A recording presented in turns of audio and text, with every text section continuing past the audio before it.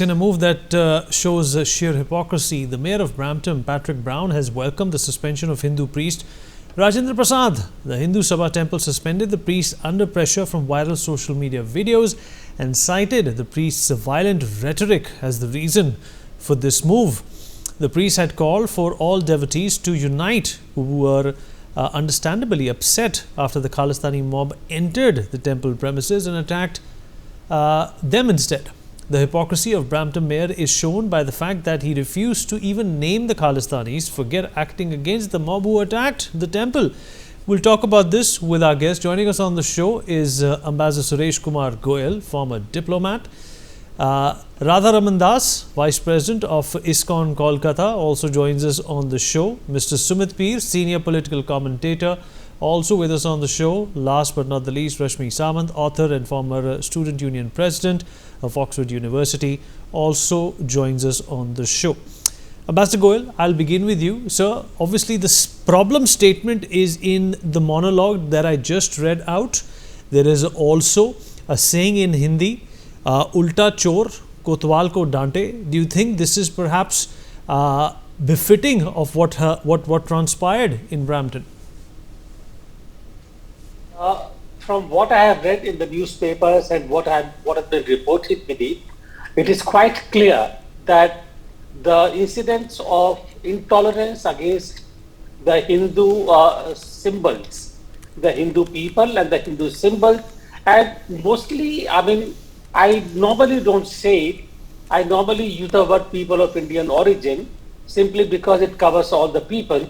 But when a distinction is made between the people of Sikh faith, the Khalistani, they are not even people of Sikh faith, and the other Indians, then I have no option but to basically use a specific religious denomination to describe it. And that is actually shocking. Because Canada, I view, even though that it has given shelter to the Khalistani terrorists, but this kind of a violence against a particular religious denomination has not been very, very common. I have been there several times. I have lived with the people over there, and what I'm now witnessing can be described simply as a perpetuation of hatred, perpetuation of discrimination, and the government of Canada closing their eyes to it, if not encouraging it. It's simply unacceptable. And all I can say is that while it's a Canadian wish, if they want to commit harakiri, the Trudeau government is only a matter of one more year maximum. But if they want to commit harakiri, it is their choice. But this will sow the seeds of a kind of hatred in a society which has been so far liberal, that as we find, it will take a long time for them to get back to what they have been known for, a liberal democratic society where a person is able to exercise the choice without any fear or without any discrimination. It is not the case anymore, at least for one faith. Beneath. Absolutely. Strong words, sir. And I really appreciate how you've summed it all up. Sumit Peer, Ambassador Goyal has made a very strong, a very profound, a very valid point that this has gone too far. This is a complete opposite of how so-called developed countries are supposed to behave. How do you think this shaping up? There is obviously a metamorphosis here that needs to be studied. It started in the 80s with the Kanishka crash, and there's been an ongoing attempt by Canada to undermine our sovereignty, to undermine our existence as a country, as a secular country. What do you think is the real problem here, and what is supposed to be done, at least at a diplomatic level now? Vinny, thank you for having me on your show. Well, sir, this is something which flows in the Theodore family DNA. His father was very close to Fidel Castro. He is believed to be his best friend. And now if you look at this man, he has always supported these communist forces. He has always supported dictators. He has always supported forces who are anti-democracy and who are open thinking and liberal minds. That is what his USP has been. Now, if you look at the Kanishka bombing, that was the example where they are sending condolence messages to us, where more than 186 people which got killed were of Canadian origin. Then after that, they've been systematically giving space to Canadian intelligence, to ISI, to all anti-India forces. They have made a system wherein you can go to a madrasa and you can, Vineet, you and me, not we can never go there, but if a typically person goes to a madrasa, he will get 99% ank from a madrasa. He will get admission in a university, and when he gets or she gets admission in the university, they graduate at a scholarship which is practically nothing. They are paid, they don't have to pay a nickel, and then they enter the government of Canada. So the government of Canada is infiltrated by Khalistanis, by Pakistanis, by anti-Western forces at all level. And now the problem has become so bizarre now. His biggest problem today is, why is he attacking Hindus and why he is calling the Hindu priest? I'll tell you why. Because these so-called Khalistani elements, 99% of them are believed to be Canadian citizens. Today, you are seeing a situation wherein Hindu temples are not attacked by Khalistanis. No, they are attacked by Canadian nationals. These terrorists are today Canadian nationals. And he is trying to hide this fact, and hiding this fact, he is trying to create smoke screens all around. Like this priest was calling for this, and Hindus did this, Hindus did it, we don't know this. That is why they are not using the word Khalistan. They are not taking of they are talking of the violence. They are not talking about the targeted violence by Canadian terrorists. I'm again repeating, Canadian terrorists against the Hindu minority there. Peace-loving Hindu minority who is doing their job, who are paying their taxes, who are helping build the Canada, and because of the systematic erosion of Canada, wherein all these elements, let it be communists, let it be Pakistanis, let it be Khalistanis, they infiltrated government, they infiltrated police, immigration, every possible government as wing or the Department of Canada. I will tell you one more instance, Vineet. I saw a video wherein one of the Hindu, possibly, he tried to pick up a Khalistani flag and throw it on the ground. Now, Canadian policeman is coming and abusing him with all the F words and telling him, do not do it. But on the contrary, I saw one more video where the Indian flag is being abused, where the Indian flag is being, juto se ronda ja raha, and the Canadian police is mom. And let me not remind you, Vineet, on the national broadcast, one of the so-called Canadian police officers who was there to protect the Hindus. Correct. He's been suspended. He's been suspended. With Khalistanis couple of days back, he got suspended. If this is the level of infiltration, Trudeau has no exam. I call him Trudeau. Trudeau has no exam, no other option but to hide this. And what these all Canadians are doing, they're the kind of disaster and the kind of misgovernance they have brewed, and the cocktail of disaster they have brewed with gangsters, terrorists, ISI, Pakistan, FSS, all in the Canada. Now what they want to hide it, they want to create smoke screens and say, oh, this is bad, that is when Hindus did this, Hindus did it. And out of all the what happened, you find a poor Hindu priest and say he is the epicenter of all the trouble. Great doing, Trudeau. You are doing fantastically well. And if it's the government that people of Canada deserve, let them have this kind of a government. But I'm telling you, it is too late. There's a lot of water under the bridge. In this condition, the relations with India will become one day irreversible. You cannot repair them beyond extent, and they will be not a day far off when we have to declare Canada as a hostile state. And let me remind you, the Honorable Prime Minister said that it was done deliberately. So if Prime Minister Modi says it was done deliberately, so do you mean there is enough intel there? There's enough evidence. What we have that they did this attack on the temple deliberately, and 2 days back, Vineet ji, the biggest drug haul in the whole world was found in Surrey. And who was the person responsible? Gaganpreet Singh Randhawa. So does it sum it up? Billions of dollars of drug were caught. The biggest drug haul in the whole world. Now when you join the dots, you will know where they would come in. They are looking for a poor Hindu chap and try to paint Hindus black and try to put everything on him and run away from their misdeeds they have done, run away from this infiltration of jihadis and Khalistanis which has happened in their government and society, and run away from the gang wars which are so prevalent in Canada. Now they want to point a person and hang him and put every blame on him. So it is the lowest of lowest Canadian diplomacy can get. They have to really hang their heads in shame, because you are accusing the world's world's biggest diplomacy and the most powerful leader like Modi ji, Amit Shah ji. If this is what you can go. God save Canada and let us, God save the people of the world from these disasters which are called Canadian leaders. Okay, all right. Mr. Das, how do you look at this situation? Obviously, apart from, the diplomatic tangent and the angle, religious places are always sacrosanct. Religious places are always volatile when it comes to political oratory. And Canada has not been able to provide a safe haven, for Indians, let alone their sensitive religious, practice places such as temples. Hindus are getting beaten all over the world. We are seeing what is happening in Bangladesh. Correct. It was happening in Afghanistan, Pakistan, Bangladesh.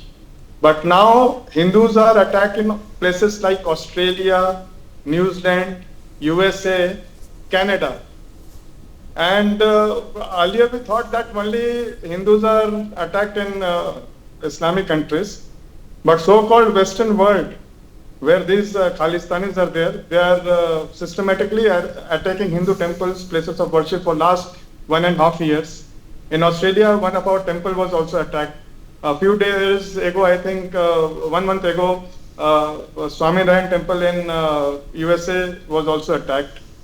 And we are seeing that these people who are attacking, they are never punished. And this is this is making them more they are attacking more and more. Canada is very surprising. We are seeing that Hindus, they are worshipping, they are doing puja in their own temple inside their own campus. And then this Khalistanis comes and they enter the premises and they are attacking they are doing physical violence, they are attacking Hindus there. We saw what is the response of the Canadian police. We saw that one teenager, how he was pinned down, and he was being brutally assaulted by the police. And later it was found that that policeman, he was a Khalistani himself. So they have infiltrated government, they have infiltrated police. They have what to say? Actually, I am very, I was just speaking with people in Bangladesh, devotees in Bangladesh. The situation of Bangladesh is very, very sad, what is happening. And if same situation will prevail all over the world, where should Hindus go? We are seeing for last 10, 15 days, it is happening in India. In Navi Mumbai, if Hindus can't put their Deepavali lights, and Muslims, they are threatening them on video that if you switch on this light, we will attack you. Okay. So this is happening in Bombay, this is happening in Delhi, this is happening everywhere in India also. Why do you think this is happening to Hindus, sir? We all know the answer. We all know the answer. No, sir. Maybe I don't know. Explain it to me, sir. We know what is Khalistanis is also, they are not Sikh. Khalistanis, they are not Sikh. Sikh are great people. Khalistanis are Muslim people. They are creation of ISI. They are, they have, so these people, they have created these people. And ultimately it is Islam, which wants Sanatan Dharma to be destroyed. They dream about Gajwaye Hind, and they are doing it. It is very shocking that how even in Indian villages, cities, these people are so their effort is so united, Even they are entering one colony, and in 1 year or 2 years, they will drive away the Hindus who are living there for generations. This is happening right in Delhi. If you go so many areas where there were 100% Hindus, but one Muslim guy comes, and then in next year, and then in 2-3 years, situations become very bad for the Hindus, and they start leaving. There are so many cases. Okay, let me also rope in Rashmi Samant. Rashmi, you've always said that you've also faced discrimination and problems in the United Kingdom firsthand. When you look at the situation which is happening in Canada, for some reason, it would feel to the Indian community that it's their own people, who are in fact turning against them, which is perhaps even worse, than the local population of any country turning against you. Absolutely. I think we do have a history of not having proper unity within the community. And especially when things get from bad to worse, instead of uniting and putting up a united resistance to the sort of injustices that the community is collectively facing in any of these foreign lands, we turn to pointing fingers at each other and throwing stones at each other. And this is something that we've seen repeatedly in many different regions and in many different scenarios. I think the Canadian priest being fired by a Hindu head trustee of the Hindu Sabha Temple, it goes on to say that, now when the time is to unite against a regime which has, allowed homegrown terrorism. Basically, the Khalistani movement is homegrown terrorism in Canada, something that suited the political aspirations of the Trudeau family, and today has become an active threat to the Hindu community living in Canada and the wider community, because you could see that a lot of the wider community was actually alarmed by how violent the Khalistani community has gotten in the recent days. So I think the call is for the Hindu community to actually unite, because injustice doesn't happen to the few who raise their voices against it. It can happen to anybody. And that is something I experienced, because I was actively never involved in any kind of activism, or never really up there fighting for any political issue per se which concerned the Hindus. But then it did become my problem. So I think the Hindus really need to understand that the problem can knock on their door irrespective of whether they do something about it.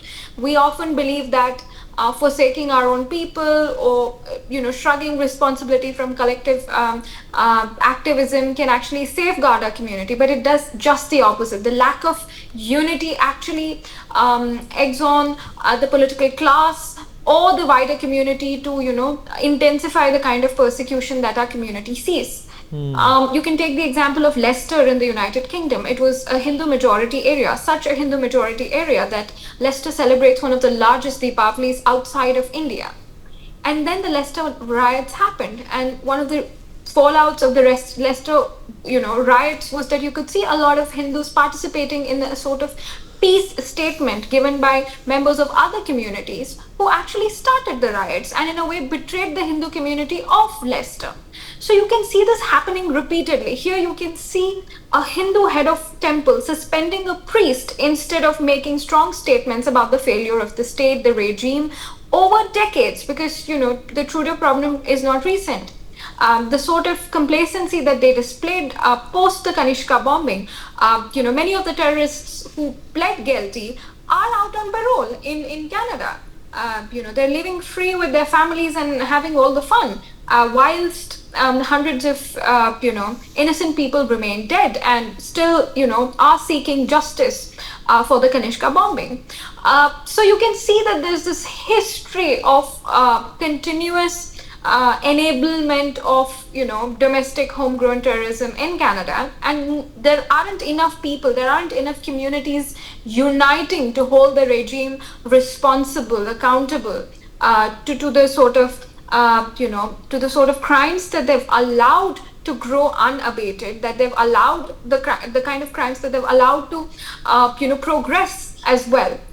So I think it is a call for the Hindu community to actually unite for the future, for the present. Otherwise, these problems are going to repeat. And the narrative is never on our side. I mean, of course, there was the attack was so ghastly that the Prime Minister Trudeau himself, he was forced to put out a statement, but he refused to name the Khalistani terrorists, whilst the Khalistani terrorists were actually carrying flags of Khalistan. And they've grown to a point where they're not concerned about hiding their identities. The policeman who was part of the protest, a Khalistani mob that hit Hindus, he didn't even wear a mask. It goes on to show how brazen these terrorists have gotten. Okay. He's not afraid that his job will go away, and he's merely suspended. He will be back at his job, just like the terrorists responsible for Kanishka bombing were let go on parole. Absolutely. So they know that there is no consequence for these kinds of activities. And he knows, you're absolutely right, Rashmi, you're absolutely right that he knows he's on his way out. We have also run out of time. I'm going to take concluding thoughts from Ambassador Goyal and Sumit Peer, and then we're going to wrap up. Ambassador Goyal? I think it's time that our own embassy, High Commission in Canada, take it up very strongly with the government of Canada and clearly suggest that unless these kind of incidents are controlled, it could have a long-term repercussion on the relationship between India and Canada. If it is purely electoral, I don't know whether Trudeau will be able to or will do anything at all about till the next election. But if it is not just the electoral, and if it is something else really, then Canada needs to be put on the warning mat. I must say that this will have a long-term implication, and they should control this incident and then wait for them to take action. Right. Sumit Peer? Vineet, look, this all started, we don't learn anything from the history. It started in Kashmir. Ghazwa Hind, Kashmir was chosen as the first spot for Ghazwa Hind. Then it moved to Kairana, we didn't learn our lessons. It moved to Leicester, we didn't learn our lessons. It has moved to Brampton.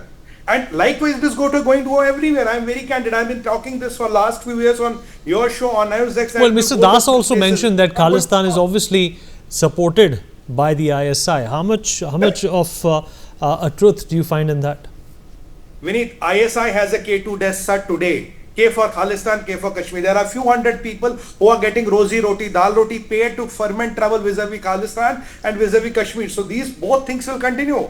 Now the problem is when these people get the government patronage, these are not Khalistanis, these are Canadian Khalistani terrorists. And what I want now is the elected president Donald Trump should speak on that. He has spoken on the Hindus of Bangladesh, which we very appreciate much. Benjamin Netanyahu has spoken on the Hindus of Bangladesh. I would expect President Donald Trump to speak on the plight of Hindus in Canada, because this is done with government patronage.